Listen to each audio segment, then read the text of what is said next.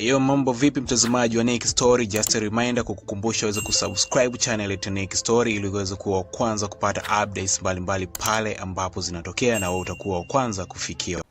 But something completely different. It's time to talk about the end of a musical era. Apple has decided it is retiring the iPod, more than 20 years after the device revolutionized the way that people consume music.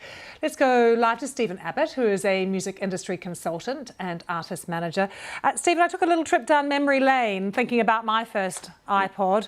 The absolute thrill at knowing it could store 1,000 songs if I downloaded them onto the device. I looked around the morning meeting, half the people there had no idea what I was talking about. But it was a big deal to us back in the day, wasn't it, the iPod? It was. I think it's fair to say that there probably wouldn't be music streaming as we know it now without the iPod, because the idea of a sound carrier would be something very physical in those days that was large. So, 100 CDs on the first iPod. It then went to 2,000 CDs capacity. In the old days, we used to take an extra suitcase with us or a bag full of like cassettes or CDs or whatever, that just to spend a week on holiday. Whereas this one little white plastic box could take a whole collection anywhere in the world. But for obvious reasons, they've decided to retire it. I think it will come back. I think, the way that we sort of look at vintage cars and, the whole idea of not just for nostalgic reasons, but there's something very solid about it, something very tangible.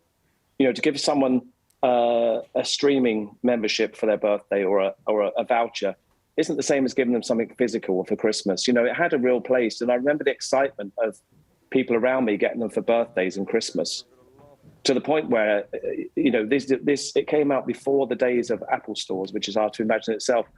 You had to track down someone that had a supply coming in and quickly go and put your name down and buy one, or be waiting for 2 or 3 weeks to get one. I mean, I still have mine, Stephen, but I've still got vinyl too, so I'm not sure what that says about me. But did it give the record companies at the time a bit of an excuse to take advantage of some artists?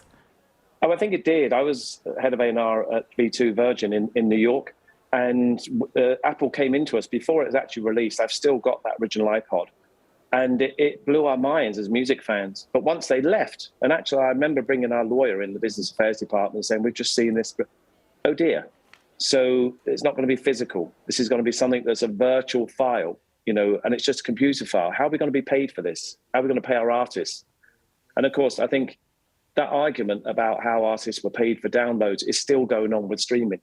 And as a manager, of course, I have very strong views on how little recompense an artist gets for the use of their music and streaming platforms. Stephen, thank you for joining us as we look back on the iPod. I'll keep mine in case it's worth something one day, and I'll see you again tomorrow.